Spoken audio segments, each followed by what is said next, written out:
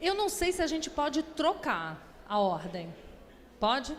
Primeiro a mulher cristã na sociedade e depois a mulher cristã no lar, porque vai ser uma... A gente vai fazer uma ponte. Eu queria mostrar outros livros para vocês. O primeiro tem tudo a ver com aquilo que a gente falou na primeira palestra sobre criar filho homem. O que ele deve ser se quiser casar com a minha filha. Esse é um livro que você precisa ter. Ele fala sobre o que é ser homem. É do Vodd Balkan, aquele autor que eu citei.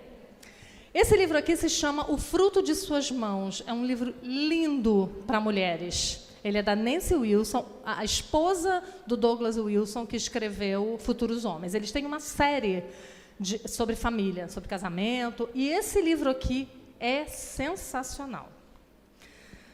O Caminho para o Filho Andar, de Lu Priolo, é um manual para o pós-vara. É um livro que ele identifica pecados e versículos que combatem esses pecados. Ele mapeia. Então, aquele momento em que você disciplina o seu filho com vara, você ora com ele e você fala com ele sobre o pecado dele e mostra na palavra que ele está pecando. É um livro lindo. Quando Pecadores Dizem Sim, de Dave Harvey, um clássico que todo casal casado tem que ler, que ensina você a olhar para o seu pecado antes de olhar para o pecado do seu marido. E do Vodd Balkan também, Família Guiada pela Fé. Como um homem pastoreia uma família. Livros muito... Nossa, vocês estão muito bem servidos de livros aqui, viu? Muito livro bom. Vamos lá. Temos 1 hora? Vamos lá. Eu fui num lugar esses dias que falaram assim para mim. Pode começar. Eu falei, eu tenho 1 hora? Não, você tem 2. Não consegui falar as 2. Olha que coisa incrível. Não, perdi as palavras. Quando deu 1h40, eu falei, gente, vamos terminar, que eu não tenho mais o que dizer. Vamos lá. Vamos falar agora sobre criar meninas para a glória de Deus, né? Então, tem uma foto ali, né, para mostrar para vocês. Essa é a minha família, eu queria apresentar para vocês. Meu marido, pastor Oreb Quaresma, pastor da Igreja Presbiteriana em Ponta da Areia, Rio de Janeiro, uma igreja que pertence à IPB, Igreja Presbiteriana do Brasil, um pregador de mão cheia, um homem que tem um coração do tamanho do mundo, um doce de pessoa, que eu estou com saudade. Somos casados há quase 30 anos, vamos completar 30 anos de casados agora em dezembro. Com um bebezinha no colo é Lucas, nosso filho mais velho, e Thalita, sua esposa, Rebequinha, nossa neta caçula. Do lado da Thalita, o Davi, que é nosso filho solteiro, procurando uma menina reformada para se casar. Israel e Larissa, Israel é nosso filho, com Larissa, nossa nora querida, e Elisa, nossa bebê mais velha, netinha mais velha. Ao lado, Júlia, nossa filha, que se casa com o João Pedro ano que vem a ser irmão da Thalita. Tudo em família. Essa é a nossa querida família, uma família de pecadores miseráveis, resgatados pela graça de Deus e que luta todo dia para se parecer mais com Cristo, né? Temos nossos problemas, nossos desafios, nossas dificuldades, mas estamos caminhando juntos, né? Então, são bênção na minha vida, são um presente de Deus na minha vida. 2 deles aí, 2 dos nossos filhos homens vão para o seminário, vão ser pastores, um vai ano que vem já, né? Então, é uma alegria muito grande vê-los envolvidos na obra de Deus. Então, vamos lá. Vamos falar sobre a criação das meninas. Então, da mesma forma que é uma coisa consciente, a criação dos nossos meninos, também deve ser uma coisa consciente a criação e o direcionamento da vida das nossas meninas. Eu quero começar lendo para vocês um pequeno trecho da Nancy Leigh DeMoss no livro Verdadeira Feminilidade. É uma boa sugestão para os grupos de estudo de vocês, viu? É um livro que é um guia de estudo sobre feminilidade. Ela diz assim: houve um tempo em que as diferenças de papéis, a força e as responsabilidades dos homens e das mulheres eram bem distintos. Insatisfeito com esse estereótipo, o movimento feminista buscou redefinir a condição da mulher no lar e na sociedade. Lutou para minimizar as distinções e superar as diferenças entre os sexos. Promoveu a ideia de que as mulheres eram poderosas, fortes e invencíveis. As mulheres não precisavam dos homens. Não queriam ser sufocadas pelas definições tradicionais, ou, como dizem, judaico-cristãs, do universo feminino, especialmente pelos papéis de esposa e mãe. Segundo as feministas, os homens não possuíam quaisquer qualidades que os tornassem diferentes ou especiais. Na verdade, quando comparados às mulheres, os homens eram inferiores. Tudo que os homens fazem, as mulheres fazem melhor. É esse o grito feminista. O movimento de libertação feminina afirmava que as mulheres nunca seriam iguais aos homens até exercerem as mesmas funções e alcançarem as mesmas posições que eles tinham na sociedade e no mundo corporativo. Na ideia do feminismo, isso era suficiente. Igualdade, as feministas insistiam, significa intercâmbio de papéis. É isso que, segundo o movimento feminista, igualdade é, intercâmbio de papéis. Você pode ser o que um homem é e um homem pode ser o que uma mulher é. Nota que isso, eu tenho um pastor amigo que ele diz isso é androgenia funcional. Sabe o que é androgenia? É um homem que se parece com uma mulher. Sabe aquela pessoa que você olha na rua que você não sabe se é homem ou se é mulher? Isso é androgenia. Ele diz que essa troca de papéis é uma androgenia funcional. Uma mulher que se parece com um homem e que tem funções de um homem e um homem que tem funções de mulher. Se o papel do homem e da mulher forem diferentes, então os dois são iguais de verdade. Se o papel dos dois são iguais, então os dois são iguais de verdade. É isso que o feminismo diz. E aí nós vamos ver que o Evangelho ele fala diferente. O Evangelho fala que homens e mulheres são iguais diante de Deus, mas diferentes nas suas funções, na sua vocação, mas eles são iguais diante de Deus. Isso é outra coisa que as mulheres que têm problema com a submissão ao marido não entendem. Elas acham que a mulher ser submissa ao marido significa que ela é inferior. Não é isso que a Bíblia fala. Outro dia vocês me chamam para falar sobre submissão e a gente vai debater esse assunto. Não é isso que a Bíblia fala. Submissão não tem nada a ver com ser capacho, com ser inferior, com não ter opinião própria, com não se posicionar, não falar o que pensa. Isso não é submissão à luz da Bíblia, gente. Não é. Tá? A gente não sabe o que é submissão à luz da Bíblia. A gente não entende. E os homens também não entendem o que é exercer autoridade à luz da Bíblia. A gente precisa aprender. Nancy Leigh DeMoss diz assim, esses indicadores são 12. Em Gênesis 1. São um lembrete de que Deus não favorece nem valoriza um sexo mais do que o outro. Ele ama e valoriza o homem e a mulher da mesma forma. E eu vou ler para vocês aqui os indicadores que ela mostra em Gênesis 1. Vocês entendem isso? Então, tira isso da cabeça de vocês. Que ser homem é especial ou que ser mulher é especial. Nenhum, nem outro. Deus fez macho e fêmea. Ambos a sua imagem e semelhança. Tá? Então, um não é melhor e um não tem mais valor. Essa é uma grande briga que eu encontro nas igrejas com as mulheres que lutam contra a submissão feminina. Porque, na cabeça delas, o homem é superior e, na cabeça delas, a mulher é inferior por causa da submissão. E eu sempre tento mostrar para elas, a gente vai falar um pouquinho disso amanhã, a questão da autoridade do homem na família, porque o homem é o cabeça da família, ele é o chefe da família, mas isso não o faz superior a você. É só você pensar em relação a pais e filhos. Você, pai, você, mãe, é autoridade sobre os seus filhos, mas você é melhor que ele diante de Deus? Vocês são iguais, vocês são irmãos em Cristo. O pastor da sua igreja, os líderes da sua igreja, são pessoas a quem você deve respeito por causa da autoridade que Deus colocou sobre eles, mas eles são melhores do que você? Você é capacho porque eles são liderança? Não, então não é diferente com homem e mulher, entende? Nesses aspectos a gente não tem diferença, não tem problema, né? Pais e filhos, a liderança da igreja, mas quando se trata no relação homem e mulher, a gente pula, né? Então, olha as coisas que ela mostra em Gênesis 1. Ambos foram criados para a glória de Deus.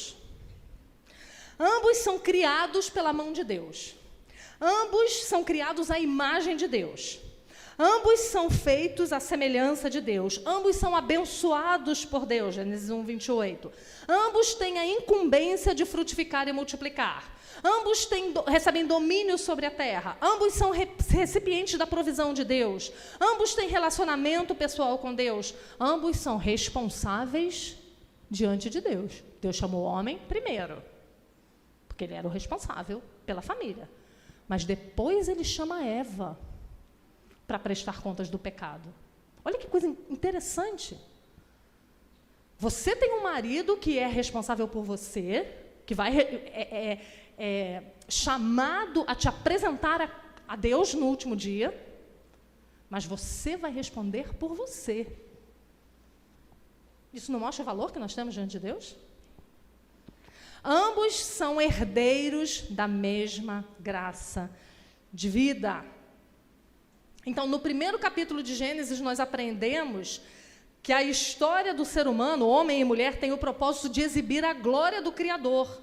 Isso é uma lição prática, já falei isso, é uma parábola sobre o relacionamento de Cristo com a igreja. Por isso é tão grave distorcer esses papéis. Por isso, você não aceitar a tua vocação feminina e não ensinar isso à sua filha é tão grave, porque você está distorcendo a imagem do Criador para o mundo. Você está mentindo a respeito de Deus para o mundo. Olha que coisa séria, né? Então, antes de nós começarmos a educar as nossas meninas para serem mulheres, segundo Deus, nós precisamos nos perguntar que tipo de mulher eu sou.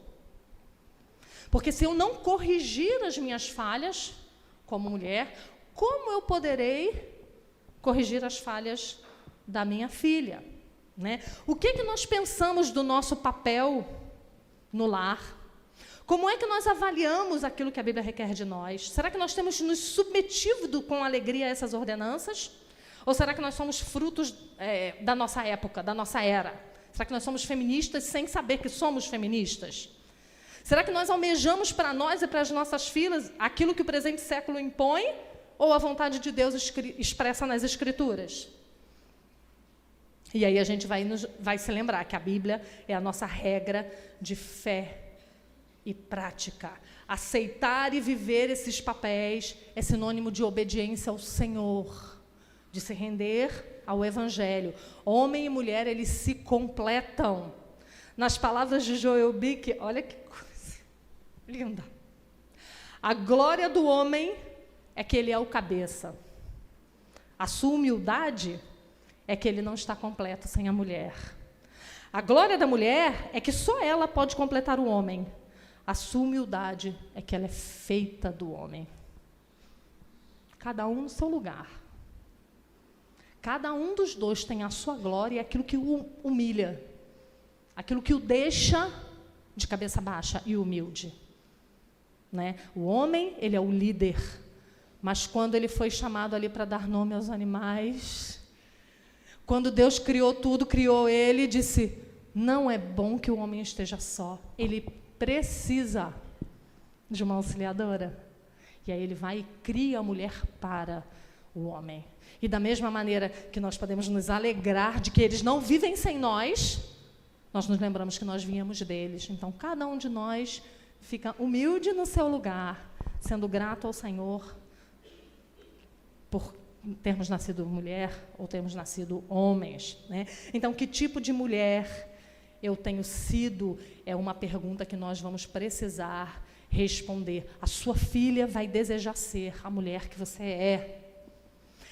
Ela vai se preocupar com as coisas que você se preocupa. Ela vai dar valor às coisas que você dá valor. Eu sempre costumo dizer que quando nós nos tornamos pais, nós precisamos aprender a deixar de brincar de ser crente e passar a ser crente de verdade. Porque o nosso exemplo e aquilo que nós somos vai impactar a vida deles de forma definitiva, quase. Só não é definitiva porque a graça da conversão muitas vezes entra aí onde nós falhamos, né? A graça de Deus, mas aquilo fica marcado, fica cravado, igual gado, queimado a fogo. É isso que Provérbios 22:6 quer dizer. Ensina a criança no caminho em que deve andar, e ainda quando for velho, ele não se desviará dele. E esse texto está falando sobre o que quer que seja que você ensinar ao seu filho. O que quer que seja que você ensinar à sua menina, que é um bem precioso para você, vai ser um bem precioso para ela. Então, nós precisamos ensiná-las a amar as boas obras, como diz lá 1 Timóteo 2, de 9 a 11, da mesma sorte que as mulheres se ataviam com modéstia e bom senso, não com cabeleira frisada, com ouro ou pérolas, ou vestuário dispendioso, porém com boas obras. E o que são boas obras? Eu preciso fazer esse adendo, tirem da sua cabeça o conceito espírita de boas obras, né? Boas obras é o seu modo de vida. É a sua oração, é a sua devocional, é a sua obediência, é o seu serviço na igreja, é tudo aquilo que você faz, que você produz em prol do reino de Deus. Isso é boas obras. E nós precisamos nos vestir. O nosso vestuário tem que ser as boas obras, e precisamos ensinar isso às nossas meninas. É por isso que Pedro também nos incentiva a cultivarmos aquela beleza que vai durar para sempre. A gente vai falar disso amanhã. E que não vai murchar com a idade. Porque a idade murcha qualquer beleza.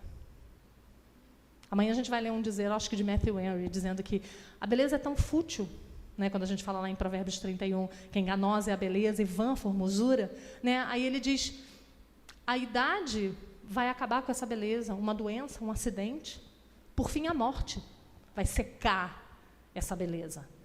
Né? Mas o que nós temos por dentro, 1 Pedro 3, 3 e 4, não seja o adorno da esposa, o que é exterior, como fezado de cabelo, adereço de ouro, aparato, seja, porém, o homem interior do coração, unido ao incorruptível trajo de um espírito manso e tranquilo, que é de grande valor diante de Deus. Então, a roupa que você tem que se vestir é uma roupa de um espírito manso e tranquilo diante de Deus. Então, que tipo de mulher, que tipo de esposa eu tenho sido para que eu possa ensinar a minha filha? Nós devemos perseguir o alvo de sermos uma esposa assim descrita por um puritano. A melhor companheira na fortuna, a mais adequada e pronta assistente no trabalho, o maior conforto nas tribulações e pesares, e a maior graça e honra que pode haver a quem a possuir. Você é essa esposa? Porque se você não tem sido essa esposa, você precisa correr para ser. Não só para ensinar a sua filha, mas para ser uma ordem. Porque isso é mandamento. Né? Provérbios 18, 22 diz assim, o que acha uma esposa, acha o bem e alcançou a benevolência do Senhor. Que coisa linda. Um homem que acha uma esposa assim é um homem que alcançou a benevolência do Senhor. Ou ao contrário, Provérbios 12, verso 4. A mulher virtuosa é a coroa do seu marido, mas a que procede vergonhosamente é como podridão nos seus ossos. Então, a gente precisa se disciplinar a ser aquilo que a Bíblia fala para podermos ensinar às nossas filhas. Somos diferentes e precisamos admitir que temos alvos diferentes na criação de meninos e na criação de meninas. Precisamos admitir e ensinar aos nossos filhos que essas diferenças existem, inclusive na nossa constituição física. Ensinar que a grama é verde. Lembra que eu falei sobre os meninos protegerem as meninas, pegarem peso por causa das meninas? Gente, isso é tão fácil, é tão simples, é tão visível. Eu tinha uma médica que ela falava assim para mim, não carregue peso. Você tem útero. Quem tem útero e quer ter filhos não pode carregar peso. Ela dizia isso para mim. Quem fez assim? Deus fez assim. Nos fez mais frágeis, não só emocionalmente, mas o nosso corpo. Então, precisamos ensinar isso aos nossos filhos. Então, na hora que a sua menina for dar uma de valente, diga a ela, filhinha, deixa que o seu irmão pegue esse peso. Não pega peso, não. Lá em casa a lei era a seguinte, onde tem homem, mulher não carrega peso. Então, às vezes, Júlia se empolgava para fazer uma faxina e empurrar o sofá. Eu falei, peraí, Lucas, Empurra o sofá para sua irmã. Eles ficavam doidos, né? Vocês querem mudar a casa toda semana e a gente que tem que arrastar os móveis. É isso, a ideia é nossa, a execução é de vocês. É isso. Ensine-as que elas são frágeis. Isso é belo, porque foi Deus que fez assim, ao contrário do que o mundo diz. A Nancy Leigh DeMoss, ela diz assim: a inclinação da mulher para criar relacionamentos é poderosa. O corpo da mulher produz altos níveis de ocitocina. Olha aí, nós somos diferentes dos homens, que promove a ocitocina, ligação e conexão emocional. A mulher foi criada com o desejo natural de se relacionar. Ela gosta de ter vínculos. É por isso que o encontro de mulheres assim funciona. Às vezes você faz um encontro de homens, vem 6. Não sei se aqui é assim, mas lá no Rio é. Porque mulher gosta de estar junto, mulher gosta de conversar, mulher... Às vezes eu falo para os meninos lá da igreja, né? Rapazes, a gente se reúne para fazer a reunião das mulheres. Por que vocês não vão juntos ao cinema? Isso é coisa de macho, não, menino? Vem se reunir para ir ao cinema, para bater papo, para conversar. Eu falei, minha gente, vamos fazer um churrasco. Aí eles gostam, né? Falei fazer churrasco, eles gostam. Mas eles não gostam dessa coisa que a gente gosta, né? De estar junto, de conversar, de papear. Eles até gostam, mas é de uma maneira diferente. E aí a Nancy diz, até mesmo a anatomia do seu corpo revela que a mulher foi criada para alguma coisa. Existe dentro dela um espaço moldado para receber. Deus criou o corpo da mulher para o corpo do homem. Olha que coisa linda. Constitucionalmente, nós somos diferentes. Né? E a gente vê absurdos de times de vôlei com homens competindo junto com mulheres. Né? Absurdo, absurdo. Então, ensine isso à sua filha. Ajude-a a domar o seu espírito autoritário. Toda menina nasce mandona. Não sei se você tem esse problema. Não sei aqui as mulheres de Fortaleza, mas as mulheres lá do Rio. E qual é o nosso problema? Qual é o problema nosso, mulheres? Gênesis 3. Eva. Todas nós somos Evas. O que Eva fez? Decidiu pela família, deu um passo à frente e resolveu com a serpente. Não, mentira, assim, que as mulheres acreditam, a Nancy Leigh DeMoss, ela fala, né? O que devia ter acontecido ali? O que a mulher devia ter feito? Espera aí, serpente. Aguenta só um instantinho. Adão, dá um pulinho aqui, meu bem. Tem alguém querendo falar contigo. O que ela faz? Parte para a ação. O que ele faz? Observa e se cala. É conivente com ela. Então, o nosso problema está lá. Toda menina tenta mandar em todo mundo. Quantas de vocês não conhecem meninas de 2 anos? Eu sempre conto que eu tenho uma sobrinha que, quando ela tinha 3, a gente entrava no carro, fechava a porta, ela falava, bota o cinto, tia. Eu falei, meu amigo, não queira mandar em mim, eu tenho 50, tu tem 3.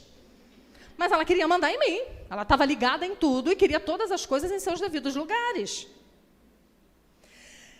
Ela aprenderá muito sobre tudo isso se você tiver um relacionamento conjugal adequado, como nós falamos antes, né? Com um pai dócil e firme e uma mãe que tem posições, vontades próprias, mas que sabe se submeter livremente à liderança do marido, ela vai aprender onde se colocar no mundo. Se sua menina é criada num lar assim, o ensino teórico tem excelentes chances de ser internalizado, né? Se você é uma mulher que sabe se colocar no seu lugar. Então, ajude-a a não se meter em tudo e a não querer resolver todos os problemas. Talvez você tenha que falar sempre com ela. Isso não é problema seu. Fica tranquila que tem gente resolvendo isso. Não se mete nesse assunto. Por quê? Porque isso é nato da mulher. Querer ir à frente, da mulher pecadora, né? Querer ir à frente e tomar as rédeas de tudo ao redor. Mas você pode dizer para mim, mas a minha filha ela não é mandona. Porque tem aquelas mulheres que são, né? Mas, querida, deixa eu te falar. As que não são mandonas são as piores. Porque são aquelas que mandam sem que ninguém perceba que elas mandam. E você está rindo porque você sabe do que eu estou falando, né, fofa? Tu sabe. Toda mulher já nasce sabendo manipular. Mulher não precisa de um curso de coach para aprender a manipular. Ela não precisa de um curso do Instagram para aprender a manipular. Ela não precisa do desafio dos 15 dias para aprender a manipular os outros. Não precisa. Ela já nasce com essa brilhante capacidade. Então, é aquela menina, e muitas vezes a gente é essa menina. É aquela menina que fala, ai, papaizinho, eu queria tanto aquele sorvete. E o pai fala, filha, você está gripada, né? Mamãe disse que não pode. Papai, tudo bem, mas eu estou tão triste. E aí o pai vai, se quebra, né? Às vezes elas mandam na gente, não se portando duramente contra a gente, mas chorando, se fazendo de magoada, com um biquinho. A gente conversava isso hoje, né? Como os nossos filhos eles são diferentes entre si. Tem filhos que são mais rebeldes, que são mais... que dizem na tua cara que não vão te obedecer. E, às vezes, são os melhores. Porque você vê o pecado, você pode lidar. Mas aqueles que são mais... sonsos, né, essa palavra, que são mais doces, né? E menina é craque. Olha, eu tenho muitas conhecidas que falam isso para mim. Minha filha nunca nem precisou apanhar. Meu amigo, quem diz que nunca precisou apanhar é porque não sabe o que é pecado no coração de um ser humano. Porque o erro de uma criança não é só se defrontar com você, não é só isso que é pecado. Lembra daquela parábola que Jesus contou, daqueles 2 filhos? O que disse que não ia e foi, e o que disse que ia, mas não foi? É isso. Então, às vezes, a gente tem filhos que se fazem de obedientes na nossa frente e, por trás, fazem tudo aquilo que eles querem, né? Então, meninas são craques em fazer chantagem emocional, fazer bico, chorar, dizer que está com dor de barriga. Já viu? Olha, toda menina é assim. Um dia eu estava sentada aqui na frente da igreja com a filha de uma amiga que tinha uns 8 anos. E a minha amiga lá atrás com o bebezinho. E eu cuidando da filha dela. E aí ela ficou, tia, posso beber água? Eu falei, não, presta atenção na pregação. Aí daqui a pouco ela, tia, deixa eu beber água. Vai pra frente. Aí daqui a pouco ela, eu quero ir na minha mãe. Eu falei, não vai. Tia, eu quero ir na minha mãe. Eu falei, você não vai. Só quando o culto acabar, presta atenção. Aí ela, tio, eu tô com dor de barriga. Eu falei, meu bem, quando tu ia, eu já estava voltando. Que essa dor de barriga e essa dor de cabeça eu entendo.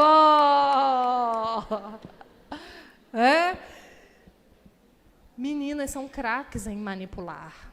Então, nós precisamos... Primeiro, a gente precisa se arrepender desse pecado. Né? Como é que você se porta quando seu marido diz não para você? Como é que você se porta quando seu marido frustra as suas expectativas? Às vezes, a gente se parece uma menina de 3 anos, né? Que bate pé no chão, se joga, faz pirraça, né? Às vezes, a gente faz isso. E como é que a gente faz isso? A gente faz isso fazendo bico. 1 semana sem falar com ele, 2 semanas sem abrir o parque. Né? A gente é craque de fazer isso. 3 semanas sem fazer o bolo preferido dele. O que é isso, gente? Qual é o nome disso? Manipulação. É assim, você não me dá o que eu quero? Então você também não vai ter o que você quer. Você não vai ter amor, você não vai ter respeito, você não vai ter carinho da minha parte, e eu vou te tratar friamente. Quantas vezes eu já não fiz isso? Do tipo, seu marido te falou alguma coisa de manhã, aí você ficou 3 metros de tromba, de bico, para mostrar que você está infeliz. Aí o marido vai trabalhar, aí você até esquece. Aí quando ele chega, você lembra de armar o bico, né? Você estava lá bem zona, lavando a louça, quando ele chega, oi amor, tudo bem? Não. Tudo indo. A gente faz questão. O que a gente quer, na verdade? Na verdade, a gente quer puni-los, porque eles não fizeram aquilo que a gente quer. Sabe o que é isso? Idolatria. Isso é idolatria. Porque a nossa vontade é o nosso Deus. E a gente precisa se livrar desse ídolo na nossa vida. Lembra lá de Gálatas 5,17? O Espírito Santo nos foi dado para que nós não façamos o que seja do nosso querer, mas para que a gente obedeça a palavra de Deus. Então, se você tem uma filha que não é mandona, mas é um doce, se preocupe mais com ela do que com a mandona. Né? E se você é a mandona ou você é a manipuladora, se arrependa do seu pecado e volte atrás. Treine sua menina, isso aqui é uma coisa muito importante, para lidar diretamente com o pai dela. O que a gente faz muitas vezes? A gente se interpõe nesse relacionamento. A gente fica no meio dos dois, sendo a boazinha da história. E fazendo soar, a gente não diz isso, como se ele fosse um vilão, que nunca deixa nada. Mas a gente é tão legal, então a gente vai interceder junto ao marido para que as vontades da nossa filha seja feita. Então, não seja aliada ou cúmplice da sua filha. Você é aliada e cúmplice de uma só pessoa nesse mundo, seu marido. Você é uma só carne com uma só pessoa nesse mundo, que é o seu marido. Você não é uma só carne com os seus filhos. Anota isso bem grande e bota na geladeira da sua casa. Ó. Não sou uma só carne com meus filhos. Meus filhos vão embora. Meus filhos vão casar. Meus filhos vão amar alguém mais do que amam a mim. Muito mais. Você é uma só carne com o seu marido. Então, fuja dessa tentação de ser a boazinha. Né? Incentive-a a submeter-se docemente à autoridade do pai. Porque fazendo isso, você estará incentivando-a a submeter-se à autoridade do marido mais tarde. Uma menina que teve um pai firme e um pai amoroso, um pai que a disciplinava, um pai que era duro na hora que devia ser duro e um pai que era carinhoso na hora que devia ser carinhoso, é uma menina que aprende a ser uma boa esposa, porque aprende a docemente se dobrar à autoridade, por vontade própria, à autoridade do marido. Então, isso deve ser uma coisa consciente. Ensine-a a confiar nas decisões do pai. Isso quer dizer que a gente sempre concorda com o que o nosso marido decide? Não. Às vezes, no nosso ver, não tem motivo para ele dizer não para a nossa filha. Às vezes não tem motivo. E às vezes não tem mesmo. Mas isso não tem nada a ver com o que vai acontecer a seguir. Eu conheço muitas mulheres que fazem isso. Que o marido diz, não, você não vai, sei lá fora brincar com a Maria Clara. E aí, a mãe diz, amor, que besteira, deixa a menina. O que tem brincar com a Maria Clara? Vai, pode ir. O que você está fazendo? Você está dizendo, ensinando em letras garrafais, assim, ó, não obedeça a seu pai. Seu pai, lembra do desenho da Peppa Pig? Papai é bobinho. É isso. É o resumo desse desenho. Papai é bobinho. O que o seu pai diz não tem valor. Eu sou a chefe da família. Eu sou a chefe da casa. Olha só. Que coisa incrível. A gente diz sem dizer. Então, se você discorda da decisão do seu marido, você pode conversar isso com ele. A sós. Existe uma coisa chamada quarto, outra coisa chamada porta. Entra no quarto, fecha a porta, e aí você vai conversar com ele. Amor, não tem nada a ver, né? Você podia ter deixado ela fazer isso. É porque homem é assim, eu não sei se aqui em Fortaleza é assim, mas homem geralmente tem uma resposta de primeira, não. Não é assim? Pai, posso? Não. Aí depois é que eles vão pensar. E a gente pode ajudar nesse processo.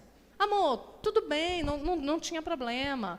Ou então pode ser que ele deixe e você diga, não, amor, não foi uma boa ideia ter deixado. Mas a sós, em privado. E se essa decisão precisar ser mudada, que ele comunique aos filhos. Porque senão, pode até não ser, mas o que vai parecer para eles? Mamãe foi lá e costurou o caminho para mim. Mamãe é minha aliada. Nós somos duas contra ele. Olha o feminismo aí.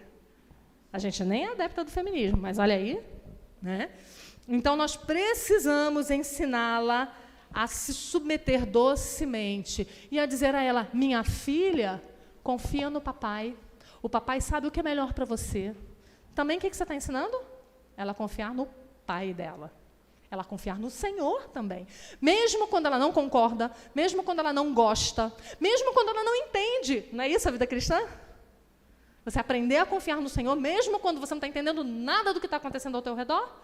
É isso que nós precisamos ensinar às nossas meninas. Ensine-a a não ser consumista. Mas para ensinar as nossas filhas a não serem consumistas, nós precisamos não ser consumistas, né? Então, o que realmente é necessário? Né? Será que nós estamos nos parecendo muito com o mundo, precisando de coisas demais? Às vezes eu converso com mulheres que falam, eu não posso ter mais de um filho de jeito nenhum, porque eu não tenho condições financeiras para isso. E aí você vai perguntar o que é condições financeiras. Né? Do que você precisa? Meu filho precisa fazer judô, natação, teatro, fotografia. Ele precisa fazer curso de línguas, né? Porque ninguém é nada sem fazer inglês, espanhol e francês. Né? Claro que você não vai poder ter filho nenhum, na verdade. Né? Então, como é a nossa maneira de lidar com o consumo? Como é que a gente gasta o dinheiro da nossa família? Como é que a gente é auxiliadora do nosso marido no orçamento doméstico? Isso vai influenciar as nossas meninas. Se você é uma mulher rica, se você é uma mulher que tem posses, ensine sua filha a viver como quem não tivesse. Sabe por quê? Sua filha pode casar com um homem pobre. E se você a ensinou a viver num luxo excessivo, a ter coisas demais, a ter opções demais. Eu acho que criar filho é mais difícil para rico do que para pobre, sabia? Porque pobre não tem mesmo, não tem. Para de chorar, engole o choro e vamos embora. Né? Agora, rico não, porque rico você tem muitas opções. E aí é difícil você dizer, eu posso dar, mas eu não vou dar. É difícil você ter uma secretária em casa e você dizer para sua filha, você vai arrumar a cama todos os dias, é sua responsabilidade. Eu conheço uma menina que um dia ela disse para mim, eu lavei o meu primeiro banheiro aos 16 anos, num acampamento da igreja. Eu nunca tinha lavado um banheiro, porque tem muitas empregadas em casa. E ela disse, eu estou tentando me treinar, porque, por exemplo, quando eu vou puxar uma camiseta do meu armário, o armário dela é dobrado por cor. E aí ela vai pegar aquela blusa, ela faz assim, ó, e o resto tudo cai.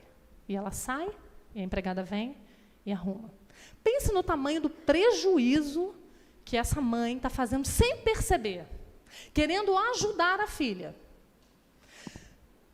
Prejuízo para ela no futuro, porque ela pode se casar com um homem tão rico quanto o pai, mas pode não ser. E se esse homem tem um bom emprego, ganha dinheiro e é chamado para o ministério? Vai ser pastor lá nos cafundós do Judas. E aí? Sua filha pode não se casar com um pastor, sei que nem eu não casei com um pastor, eu casei com um militar. Lá pelos 3 anos de casamento foi que ele resolveu ser pastor. Como é que você lida? E eu aprendi na minha casa. O meu pai não era rico, mas era um funcionário público que sempre ganhou bem. E eu estudava num bom colégio e eu morria, porque todas as minhas amigas tinham todos os relógios da moda, todas elas iam para a Disney, todas elas... E o meu pai tinha condições disso e ele não dava. E ele dizia, você não precisa disso. A gente comprava roupa uma vez por ano, no Natal. Como isso foi importante para mim?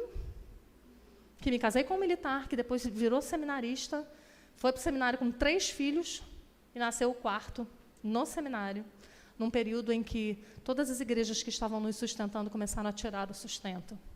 E a gente foi vivendo com cada vez menos, e menos, a ponto de nossos filhos só vestirem alguma coisa se eles ganhassem. De só calçarem alguma coisa de segunda mão, se ganhassem. Como isso foi importante para mim, como isso foi decisivo no meu auxílio a ele no ministério. Então, nós precisamos ensinar isso às nossas meninas, mas para isso o nosso coração precisa estar no lugar certo. Ensine-a a dar mais valor à beleza interior do que à beleza exterior.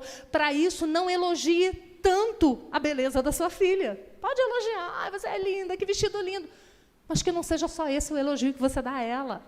Elogia pelas suas virtudes de caráter também, deixe isso bem ressaltado para ela. Ensine sua filha a amar a leitura e o conhecimento. Nós somos uma sociedade, e somos uma igreja dentro dessa sociedade, que temos movimentos de pêndulo, né, que eles chamam. Né? Uma hora a gente está desse lado, aí a gente vê, ops, não é bem assim, a gente vai para o outro. Né? Então, a gente estava aqui, ó. Mulher é na rua, carreira, negócios, dinheiro. Opa, tem a vocação da mulher. Vem para cá. Mulher não estuda. Mulher não pode ter uma profissão.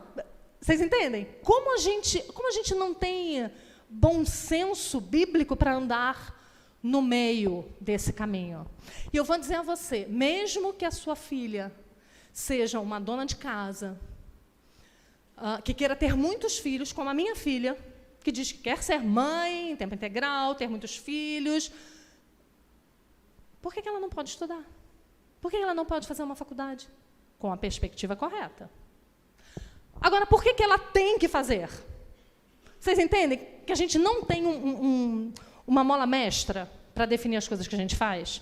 Porque aqui no nosso país é assim, ó, o estudo serve para ganhar dinheiro. Esse é o nosso problema. É status. Fazer uma faculdade, ter uma profissão, é status, é para você ser alguém, é para você se sentir alguém. Se você vai num país da Europa, por exemplo, um pintor de parede é rico. Porque o trabalho feito com as mãos é um trabalho valorizado. Isso aí é parte da nossa colonização católica. Os países que são protestantes, eles dão muito mais valor ao trabalho com as mãos, não é? Então, a gente precisa entender isso. Como é que você está encaminhando a sua filha nos estudos? Será que você está indo para esse lado? Não dependa de homem, vai ganhar seu dinheiro, vai ter sua profissão. Ou igual o pai de uma aluna minha de escola dominical dizia para ela. Tenha um emprego público, porque marido você arruma em qualquer esquina. E emprego, não. Ele era diácono de uma igreja, e ele dizia isso para a filha dela. Então, não é nem isso, e nem o outro extremo. É como meu pai contava que era na roça.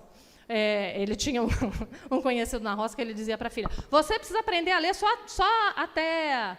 Precisa estudar só até aprender a escrever carta para namorado. Depois não precisa mais estudar, porque mulher não precisa estudar. Não é nem uma coisa, nem outra. Por quê?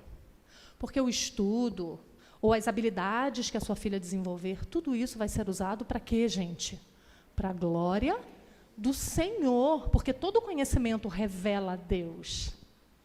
Todo conhecimento.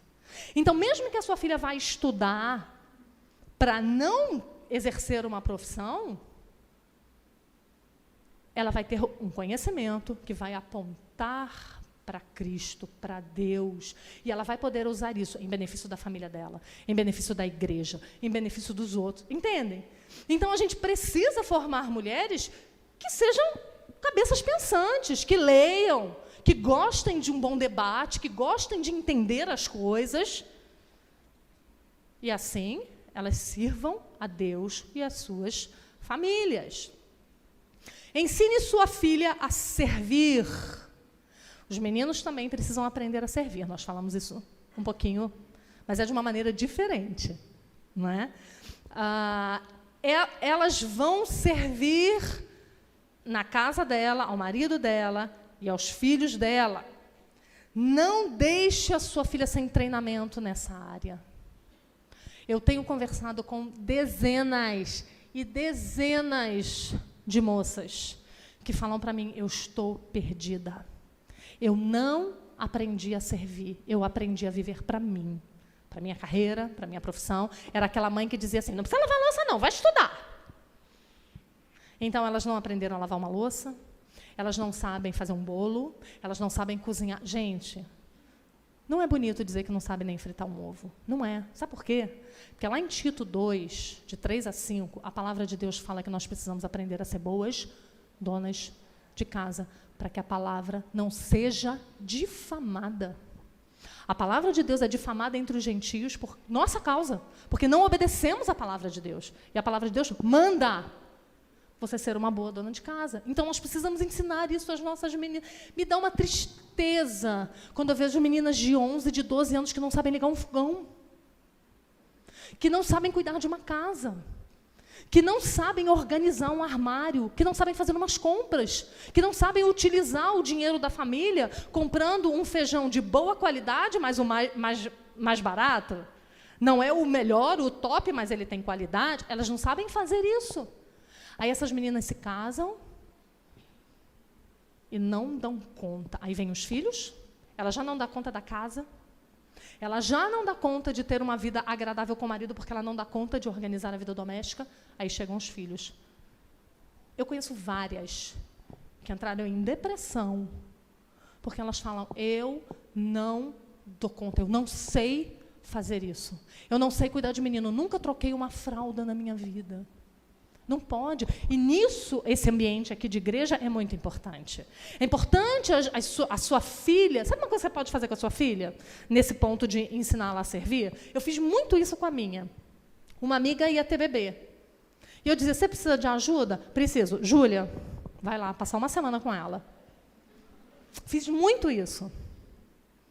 Júlia hoje está pronta para ser mãe. Ela casa ano que vem. Já pode, eu já falo para ela, minha filha já pode, casou, já pode providenciar, porque está pronta.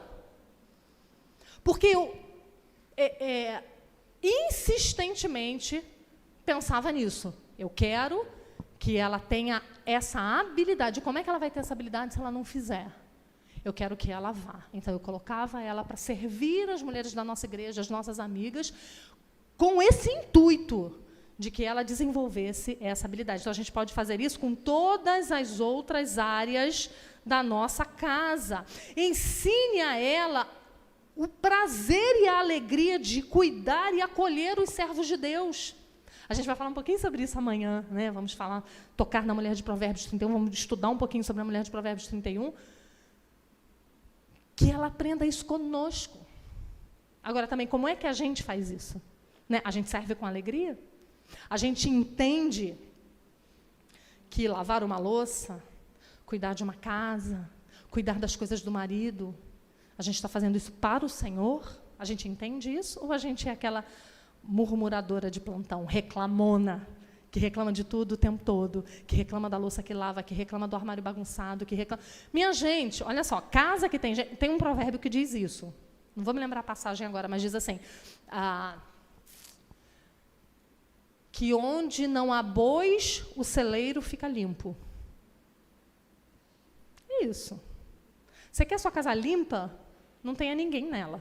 Mas também não tem alegria, mas também não tem comida, não tem gente ao redor da mesa. Para que a gente tenha uma casa feliz, uma casa viva, precisa de quê? Trabalho.